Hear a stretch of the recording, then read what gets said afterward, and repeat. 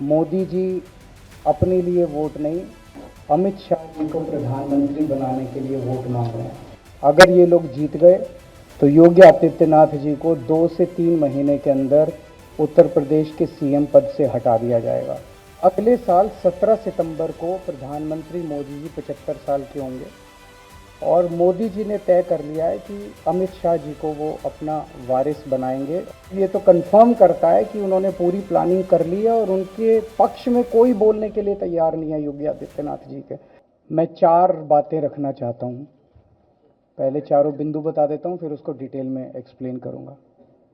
पहला ये कि ये चुनाव भारतीय जनता पार्टी मोदी जी अपने लिए वोट नहीं, अमित शाह जी को प्रधानमंत्री बनाने के लिए वोट मांग रहे हैं। दूसरी बात, योगी आदित्यनाथ जी को अगर ये लोग जीत गए तो योगी आदित्यनाथ जी को 2 से 3 महीने के अंदर उत्तर प्रदेश के सीएम पद से हटा दिया जाएगा।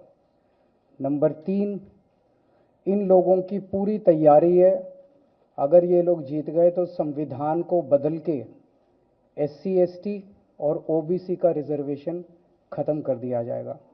और नंबर 4, जो आंकड़े अब देश भर से आ रहे हैं वो ये दिखा रहे हैं कि 4 जून को इंडिया गठबंधन की सरकार बनने जा रही है और NDA को और बीजेपी को बहुत कम सीटें मिलने जा रही हैं। अब मैं अपने सबसे पहले पॉइंट पे आता हूँ। जब 2014 में प्रधानमंत्री बने थे नरेंद्र मोदी जी, तो उन्होंने खुद एक रूल बनाया था कि भारतीय जनता पार्टी के अंदर और उनकी सरकारों में 75 वर्ष से ऊपर कोई भी व्यक्ति होगा तो उसको संगठन में और सरकार में किसी भी पद पे नहीं रखा जाएगा, उसको रिटायर कर दिया जाएगा। और उसका सबसे पहले उस रूल के तहत आडवाणी जी को और मुरली मनोहर जोशी जी को रिटायर किया गया था। और उसके बाद तमाम यशवंत सिन्हा जी, सुमित्रा महाजन जी, कई लोगों को यहाँ टिकट नहीं मिली। कई लोग जो पद पे बैठे हुए थे उनको पद से इस्तीफा दिलवा के उनको हटाया गया। ऐसे कई सारे लोग हैं। तो अब अगले साल 17 सितंबर को प्रधानमंत्री मोदी जी 75 साल के होंगे और मोदी जी ने तय कर लिया है कि अमित शाह जी को वो अपना वारिस बनाएंगे और अमित शाह जी अगले साल 17 सितंबर को देश के प्रधानमंत्री बनाने का उन्होंने तय किया है मोदी जी ने। इसके ऊपर मोदी जी पिछले 1-2 साल से लगे भी हुए हैं, क्योंकि भारतीय जनता पार्टी के अंदर अमित शाह जी के सामने जो जो बाधाएं पैदा कर सकता था नेता, एक एक करके उन सब नेताओं को साइड कर दिया गया, उनका पत्ता साफ कर दिया गया। शिवराज सिंह चौहान को हटा दिया गया, वसुंधरा राजे को हटा दिया गया, डॉक्टर रमन सिंह को हटा दिया गया, देवेंद्र फडणवीस को खत्म कर दिया गया, खट्टर साहब को खत्म कर दिया गया।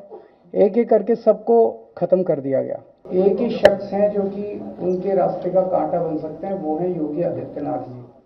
अब योगी आदित्यनाथ जी को इन्होंने हटाने का पूरा मन बना लिया है और अगर इनकी सरकार बनी तो 2 महीने के अंदर योगी जी को भी उत्तर प्रदेश के सीएम से हटा दिया जाएगा। मैंने दिल्ली में 3-4 दिन पहले ये प्रेस कॉन्फ्रेंस की थी और ये दोनों मुद्दे उठाए थे। जैसे मैंने मुद्दे उठाए थे तो अमित शाह जी ने और उनके कई नेताओं ने अपनी भावना प्रकट की कि नहीं नहीं, मोदी जी को 75 साल में इस्तीफा नहीं देना चाहिए, मोदी जी को 75 साल पूरा कार्यकाल पूरा करेंगे।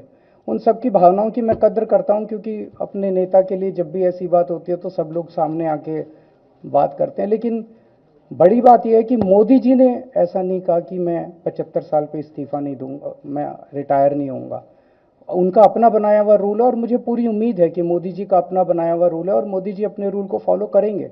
नहीं तो लोग कहेंगे कि मोदी जी ने ये रूल आडवाणी जी को हटाने के लिए बनाया था, जब अपनी बारी आई तो नहीं। तो मोदी जी इस रूल का फॉलो करेंगे, ये पूरा यकीन है देश के लोगों को कि उन्होंने खुद रूल बनाया तो खुद फॉलो करेंगे।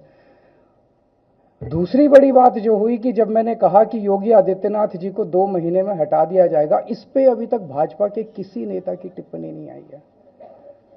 4 दिन हो गए। इसका मतलब ये तो कंफर्म करता है कि उन्होंने पूरी प्लानिंग कर ली है और उनके पक्ष में कोई बोलने के लिए तैयार नहीं है योगी आदित्यनाथ जी के।